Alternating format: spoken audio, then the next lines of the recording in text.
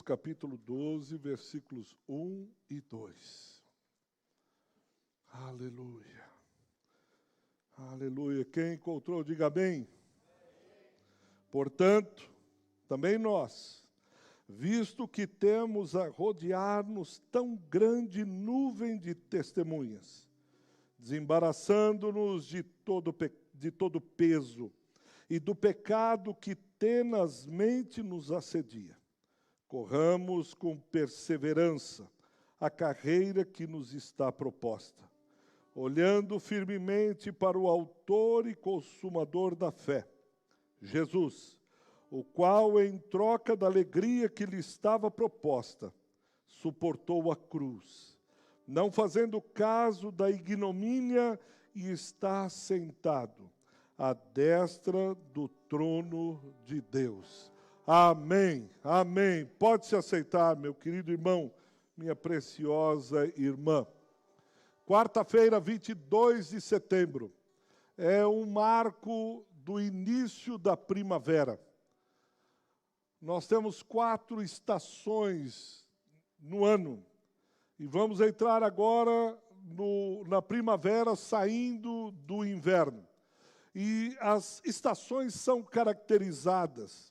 O inverno, que antecede a primavera, parece que as cores ficam cansadas. As folhas amareladas murcham, dão sinais que alguma coisa está sendo transformada, alguma coisa não está bem. O inverno parece acenar para o recolhimento.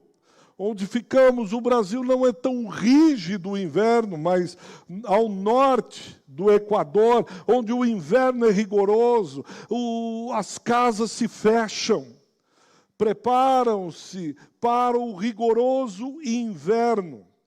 É hora de reflexão, é hora de silêncio, é hora de espera, é hora de aguardar até que o renovo venha. É inverno. Prepara-se tudo para passar por aquele período de intensa dificuldade. Então, há um programa sobre alguns moradores do norte do Canadá. E o tempo todo eles se preparam, porque eles sabem que o inverno vem e não se pode trabalhar muito.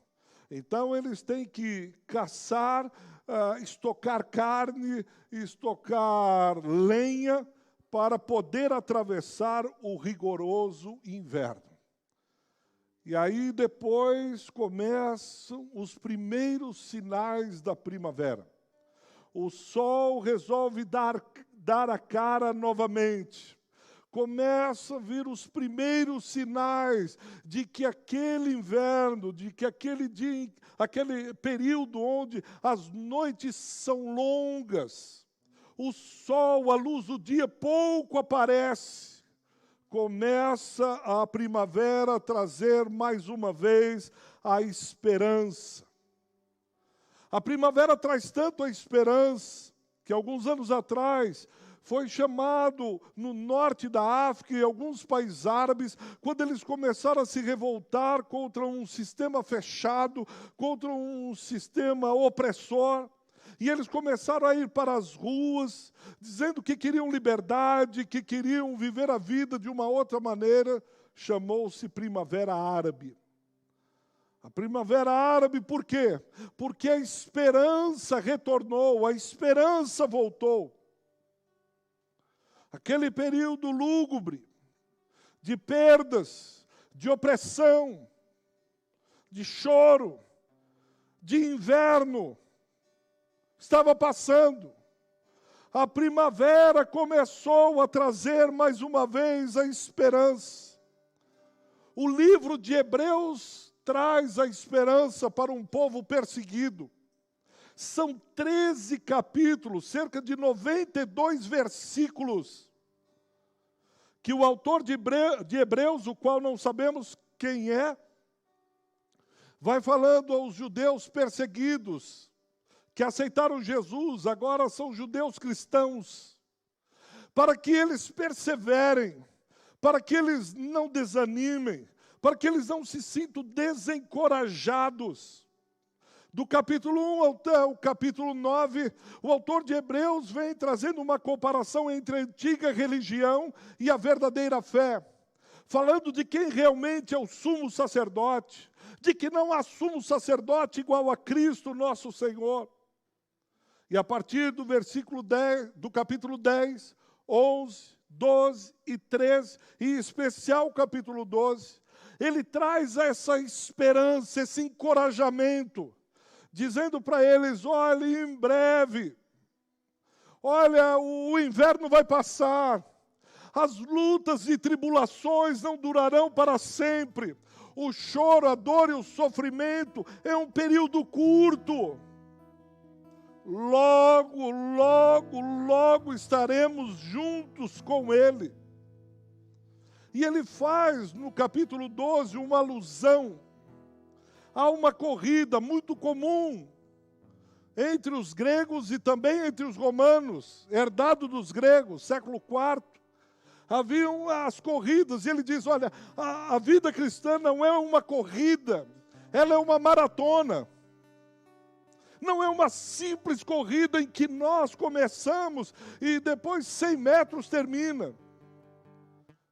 Ele encoraja os cristãos, judeus, recém-convertidos, a persistirem, dizendo: olha, você vai caminhar, caminhar, caminhar, caminhar. Vão ter períodos de verão, vão ter períodos de outono, vão ter períodos de inverno, mas também terão primaveras. A dor não persistirá por todo o tempo, o choro não durará toda a eternidade, ele vai durar uma noite, mas logo virá o sol, logo virá a esperança, logo a primavera trará o brilho das cores das flores. Aguentem firme, segurem isso, não parem, não desanimem, vocês chegarão ao fim, vocês chegarão ao fim. E ele traz esses 2 versículos, alguns pontos de encorajamento. Ele traz esses versículos, é algo que nos ajuda, que nos anima. Ele começa lá no versículo de número 1. Ele diz: portanto, olha, calma. Nós também, visto que temos a rodear-nos tão grande nuvem de testemunhas. Ele diz assim: vocês não estão sozinhos. Vocês não estão isolados. Nós temos a nos rodear uma nuvem de testemunhas. Muita gente. Capítulo 11, um capítulo anterior ao capítulo 12, é chamado a galeria da fé. Ele vai colocando lá os heróis da fé. Começa com Abraão. Ele diz: olha, nós temos testemunhas, olha para Abraão. Abraão, ele subiu o monte para sacrificar o filho, a promessa. E ele foi chamado o pai da fé. Olhe para Abraão, porque Abraão vai te encorajar. Olha para Davi. Como Davi lutou contra um gigante, assim como esse problema que você está atravessando. Assim como essa área da tua vida que parece um gigante. Olhe para Davi, tem uma testemunha lá que está dizendo assim: olha, ele era pequenininho, ele só tinha uma funda, 5 pedrinhas. O que vinha para cima dele era um gigante. Um lutador exímio, habilidoso com as suas armas. Olha o que Davi fez, ele disse: você vem para cima de mim, com lança, espada, mas eu vou contra você em nome do Senhor dos Exércitos. E veja como Deus, não foi a força da pedra de Davi, não foi a habilidade com a sua funda, mas foi o Deus dos exércitos que o ajudou. Persevera, olha para Davi e continua. Olha para Enoque. A Bíblia diz lá em Gênesis que Enoque andou com Deus. Olha para Enoque e veja como ele andou com Deus e continua, vai firme, não para não. Olha para Isaías, olha para Daniel, olha para Isaac, olha para Jacó, olha, nós temos uma grande nuvem de testemunhas. Quais são as testemunhas que você tem? Eu ouvi um pastor falando de uma dessas testemunhas. Ele disse, foi meu pai. Meu pai estava para morrer, chamou os filhos. Chegou a minha vez, horas antes dele morrer. Ele disse, filho, continua pregando o evangelho com toda a sua força. Não pare de pregar. Ensine a igreja. E ele diz, quando eu estou meio desanimado, eu olho para essa minha testemunha. Eu fiquei pensando quais seriam as minhas testemunhas, homens que perseveraram até o fim. E eu comecei a nomear. Gente que pegou e não largou. Gente que perseverou, gente que deu a vida, gente que sacrificou feriados, gente que sacrificou horas preciosas por causa da pregação da vida com Deus e com o Evangelho de Cristo. Eu fiquei lembrando do Dr. Shedd. Vira e mexe, ele tem um livrinho de oração que vira e mexe, eu estou lendo. Ele foi uma testemunha, ele perseverou um câncer no final da sua vida. Roubou-lhe a vida, a fé, ele veio pregar aqui nesse púlpito. Ele acabou de quase 1 hora pregando, ele sentou porque tinha mais 1 hora. Ele poderia dizer muito bem, olha, pessoal, eu estou com um problema de saúde, estou com câncer, já fui operar, inclusive nos Estados Unidos da América, eu não tenho plano de saúde. Ele não tinha plano de saúde, os amigos se reuniram e bancaram o médico, e o Dr. Norman Russell Philip Shedd, norte-americano, nasceu na Bolívia, os pais eram missionários. Esse homem podia ser riquíssimo, esse homem poderia, ele sabia grego quando poucos conheciam no Brasil.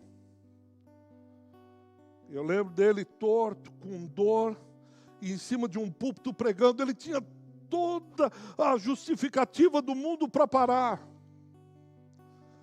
Qualquer ser humano nessa terra compreenderia, teria misericórdia dele, e disse, não, para, põe um chinelo no pé, coloca um pijama confortável, porque o Senhor já fez muito por esse país. Mas às vezes o torto, com dor, ele subia no púlpito e perseverava. Ele é uma dessas testemunhas. Ele é um desses homens que inspiram a minha vida. É um desses homens que eu olho, quando alguém larga o ministério na metade, eu fico ali, aí eu lembro do Dr. Shedd, disse, não, mas teve gente que não largou, que perseverou, apesar de tudo. Apesar de todas as coisas, ele não desanimou, ele não foi desencorajado. Por isso que o autor de Hebreus, ele diz, presta atenção. Você tem gente que pegou a coisa, com o touro na unha, como a gente fala, e ele não deixou, ele foi até o fim. Veja Hebreus 6, versículos 10 e 11. Hebreus 6, versículo 10 e 11, aí mesmo em Hebreus. Ele diz, porque Deus não é injusto para ficar esquecido do vosso trabalho e do amor que evidenciaste para com o seu nome. Jesus, Deus sabe do teu trabalho. Deus sabe como você perseverou no inverno. Deus sabe quando todos desistiram, quando todos largaram na metade. Deus sabe que você ficou firme ali. Você tinha tudo para desistir, você tinha tudo para parar. Eu estou trabalhando muito, eu estou doente, eu estou exausto, eu estou cansado, eu estou isso, eu estou aquilo. Todos viram, mas você continuou. Você disse, não, isso aqui é Deus. Pastor, o senhor pensa que o senhor está falando com quem? Com calça frouxa? O senhor está falando com borra-botas? O senhor está falando com quem? O senhor está falando com crente? Não, pastor, que isso? Que isso? Que isso? Veja lá, deixa eu continuar lendo. Pois servis, e ainda servi a sua casa. É isso que diz o texto? Que você continua servindo quem? Aos santos da igreja. Lá perto da tua casa. Lá no trabalho. Você continuou. Que bênção. 11. Desejamos, porém, continue cada um de vós mostrando até o fim. Até o fim. Até o fim. A mesma diligência. Para a plena certeza da esperança. O autor de Hebreus diz: continua. Vamos lá. Bora. Você tem muita testemunha. E ele continua lá no Hebreus 12, ele diz: vocês têm uma nuvem de testemunhas e desembaraçando-nos de todo o peso. Aqui peso você pode, outra tradução diz sobrecarga. Ele sabia que um corredor, ele quase ficava nu, porque, eu estou de lençol, ou a roupa que tivesse, isso é muito peso, ele tira. Essa sandália é pesada, eu vou tirar, não ajuda nada na maratona. O autor de Hebreus está dizendo assim, desembaraça. Alguém já viu em pesca quando embaraça a linha? Alguém já empinou pipa? Os meninos de hoje não sabem nem o que é pipa. Pipa é também falar quadrado eles não vão saber. Mas é um negócio que fica no ar, com vareta e papel. Vamos ver se eles entendem. Pastor, do que o senhor está falando? Mas tinha, no meu tempo tinha pipa, a gente empinava. Até capucheta. Capucheta? Do que o senhor está falando? Agora piorou, eu achei que estava entendendo, mas capucheta. Quem entendeu, entendeu. Quem não entendeu, vai para o Google. Não dá nem para falar para ir para o dicionário, tem que ir para o Google. Mas minha mãe fazia com jornal, capucheta. Negócio estranho, mas aquilo voava. Era horroroso, mas ele saía, a gente pá no vento, voava, a gente empinava. Pipa, maranhão, quadrado, peixinho, raia, enfim.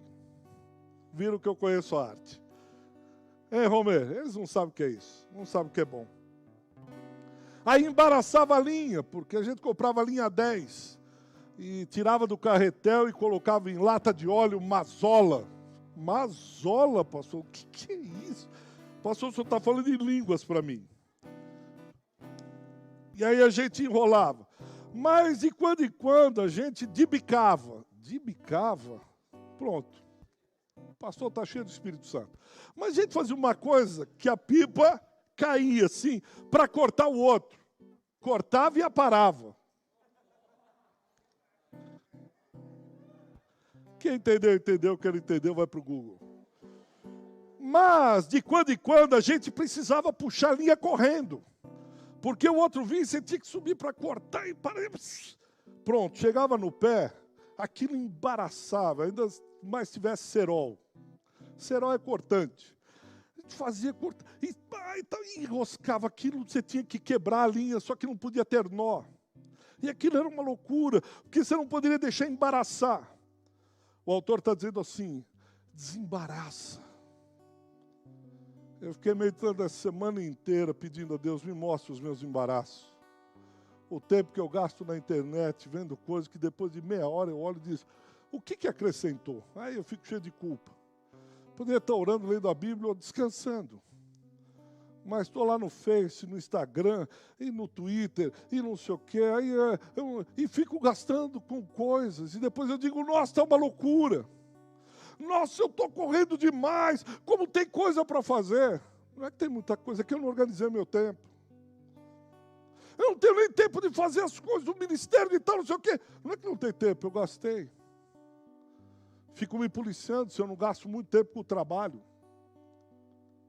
que virou sagrado no nosso momento, na nossa geração, virou sagrado. Ninguém mexe no trabalho. Mas será que eu não estou dando um tempo demasiado ali? Colocando até a família de lado, colocando minha saúde. Essa semana um pastor colocou no Face.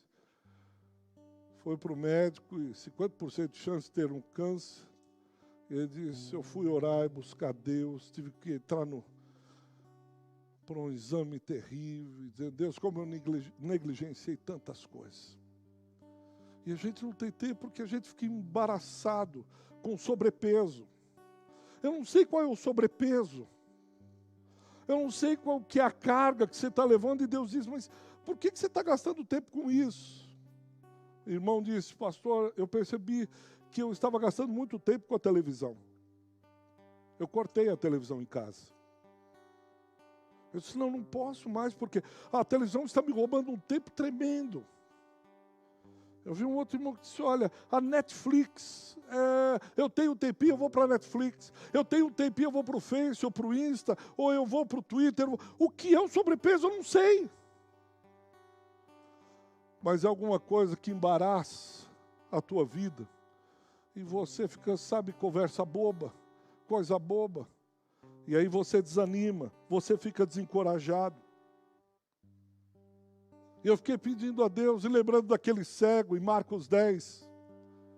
Quando Jesus o cura, diz que ele pega a capa que está junto com ele, ele lança a capa fora e corre em direção a Cristo. E eu creio que nós precisamos, eu pedi a Deus, me ajuda a discernir com essa capa que está me atrapalhando de correr a corrida. Está me fazendo eu não alcançar, não chegar àquilo que o Senhor tem para a minha vida. Eu estou já há um tempo numa séria reflexão, a Vânia tem me ajudado, me exortado semanalmente. Cuidado com o que você está fazendo, você está gastando tempo. E eu tenho planejado, fiz um quadro. Deus, eu quero ser o melhor para o Senhor, o tempo que eu quero gastar contigo. Isso tem me ajudado a não gastar com besteira. Tem me ajudado a ler mais. Você não lê porque você não tem tempo, mas porque você está embaraçado com um monte de coisa. Você não lê porque você não gosta, porque leitura é um hábito. Ler boa literatura é forçar e pegar e ler. Eu vou ler uma página por dia. Por isso eu preciso ler. Eu vou ler um versículo. Eu vou fazer um devocional 10 minutos. Eu vou orar 5 minutos. E a gente vai colocando isso, torna um hábito na nossa vida. E quando você percebe, você está igual aquele homem que tinha muita dificuldade para orar. E ele foi pedindo, Deus, me ajuda a orar, Deus, eu preciso gastar tempo orando. Quando ele percebeu, ele tinha horas de oração diária. Porque ele foi agonizando no altar e disse, Deus, eu não posso gastar tempo com besteira. Eu quero perseverar. Pastor, há problema, pecado, você percebeu que eu não falei pecado. Ele diz lá no versículo 1, se você está atento, desembaraçando-nos de todo o peso. E aí ele diz, do pecado. Como você tem gastado ou gasto o seu tempo? Com o quê? Avalie junto a Deus. Sabe por quê? Isso desencoraja você. Isso desanima. Essas besteiras que a gente fica vendo, essa coisa que a gente vai pegando trabalho, e quando vê a gente está exausto, diz, mas o quê? Mas quando a gente tira tempo no altar, essa semana Deus levou a escrever algumas mensagens para alguns irmãos. Eu sei que eu gastei um tempo e eu chorando e agradecendo a Deus, e o irmão disse, pastor, um outro pastor que eu mandei uma mensagem, ele disse, pastor, eu precisava ouvir isso que o senhor disse, nesse momento. Essa madrugada faleceu a esposa de um outro pastor, que na sexta-feira Deus escreve para ele, diz que você está orando por ele agora. Escreve para esse irmão, escreve para essa irmã, escreve para esse irmão, abençoe ele, diga que você está orando. Era um tempo que eu estava na internet, fazendo outras coisas. E Deus disse, está vendo? É isso que eu tenho para a sua vida. E eu pedi, Deus me ajuda a perseverar. Eu confesso, eu morro de medo de largar o ministério na metade. Eu morro de medo, eu tenho pavor disso. Eu não sei como eu administraria essa culpa na minha vida, porque é culpa, talvez só um psicólogo me ajudaria com isso. Mas largar na metade, dizer, o pastor Bitu, ele está pensando outras coisas agora, está num outro momento da vida dele. Eu não sei como eu lidaria com isso, é uma fraqueza. Talvez você diz, pastor, isso eu tenho que lidar com o psicólogo, porque isso não tem nada a ver. Mas eu sou assim, é o meu jeito, é a minha fraqueza. De alguém me pedir alguma coisa no ministério, dizer, cara, você não está fazendo? Sabe o que é? Vou dar um tempo. Eu não sei como eu lidaria com isso, eu não sei. Mas eu converso com pastores que pararam na metade, eles um monte de crise. Essa semana tive que falar com um outro pastor, se você ele também deixou a caminhada no meio. Assim, as coisas não encaixam mais. Parece que está faltando alguma coisa. Parece que, e por isso que o autor de Hebreus vem e diz, olha, continua, pega firme, porque logo chegará a primavera. Logo a esperança de novo, vão vir esses dias de intenso inverno, mas depois vai. Sabe por quê? Santo Agostinho, essa semana eu estava estudando e fui ministrar sobre Santo Agostinho. E uma das frases célebres de Santo Agostinho é que ele diz que há um espaço no coração do homem que só pode ser preenchido por Deus. Mas se ele não for preenchido por Deus, e é infinito, Eclesiastes, Deus colocou o infinito no coração do homem. Quando esse buraco fica vazio, você vai buscar, de qualquer maneira, seja jovem, adolescente, criança, homem feito, homem idoso, você vai buscar alguma coisa para preencher isso. Às vezes é um namoro, um casamento. Às vezes é um trabalho, você se transforma num workaholic. Trabalha, porque se você parar, aquele vazio existencial começa a te incomodar.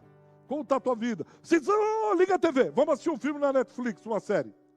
Aí vem aquele vazio de novo, você diz, não preciso trabalhar mais, preciso arrumar um segundo emprego.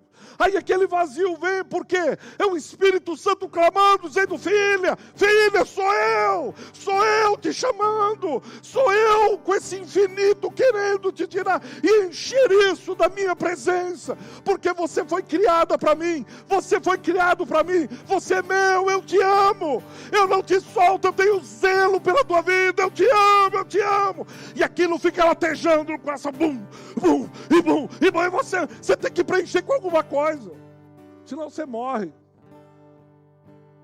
Aquele bum fica batendo, é Deus te chamando. Um missionário latino diz, Deus está rouco de tanto chamar algumas pessoas. Deus está para fazer grandes coisas antes da sua vinda, e Ele está chamando você. Ele está encorajando você, dizendo, eu não desisti de você ainda não. Não. Você acha que eu esqueci do meu amor? Você acha que eu fui para aquela cruz para te deixar agora aí, trocando de carro todo ano, sonhando em viagens, sonhando em lazer e descanso? Você vai chegar no céu um dia, você vai voltar para o paraíso, você vai voltar para o jardim, mas ainda não é tempo. Ainda não é tempo, eu te amo e eu não desisto de você. Quero te levar de volta. Por isso o autor vai dizendo, persevera. Eu não vou explanar aqui contra o pecado que tenazmente nos assedia, mas tem um pecado aí o tempo todo. E depois ele diz, corramos com, vamos repetir junto, corramos com, mais uma vez, corramos com, tem que perseverar, não tem segredo, tem que perseverar.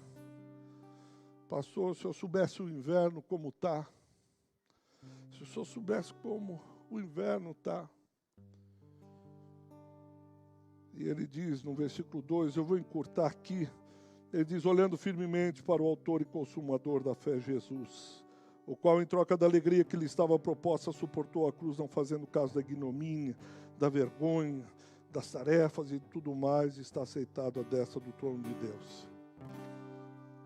Um dia, chegará a primavera tão intensa, que nós veremos a rosa de Saron desabrochar.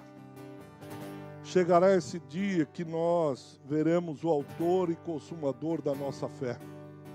Nós estaremos de novo no jardim. Aquele jardim que Ele criou, mas nós obedecemos e saímos de lá. E nós o veremos face a face.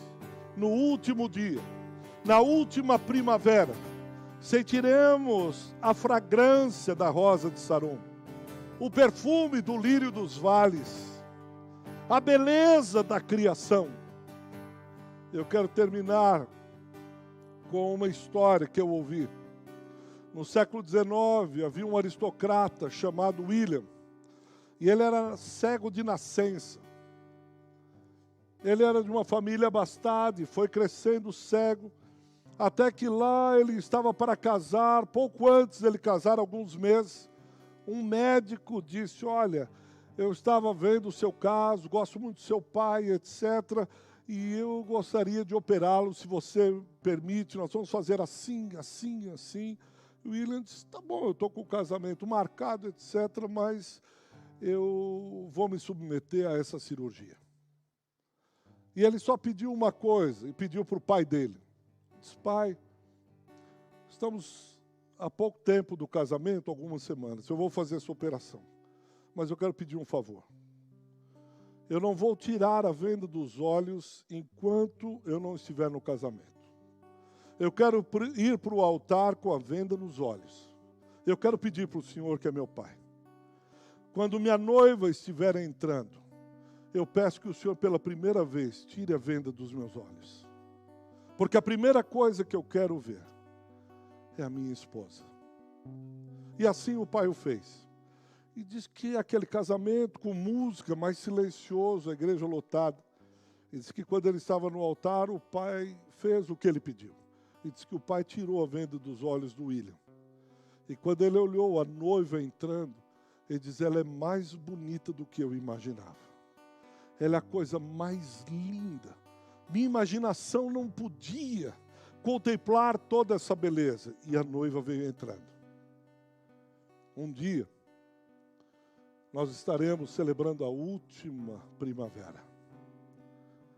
E eu creio que nós veremos ele, o noivo, face a face. A venda do pecado, a venda da sobrecarga, as vendas de tudo aquilo que nós, de alguma maneira, fomos colocando nos nossos olhos, fomos colocando como peso, será definitivamente, uma vez por todas, retirada. E nós veremos o noivo. Eu creio que nós chegaremos diante do trono de glória e com certeza diremos: é melhor, é infinitamente mais bonito, melhor do que tudo aquilo que eu pensei. Valeu a pena chegar até aqui, perseverar até o fim. Que bênção, obrigado, Senhor, porque o Senhor me ajudou a perseverar. E nós tiraremos as nossas coroas e colocaremos diante, aos pés do Rei dos Reis, Senhor dos Senhores, como diz João ao Cordeiro que está assentado no alto e sublime trono.